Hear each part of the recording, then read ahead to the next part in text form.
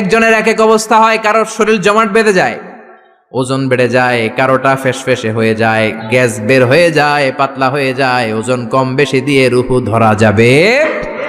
এজন্য আল্লাহ বললেন, আল্লাযী খালাকাল মাউতা ওয়াল হায়াতা লিয়াবলুয়াকুম আইয়ুকুম আহসানু আমালা ওয়া হুয়াল আজিজুল গফুর।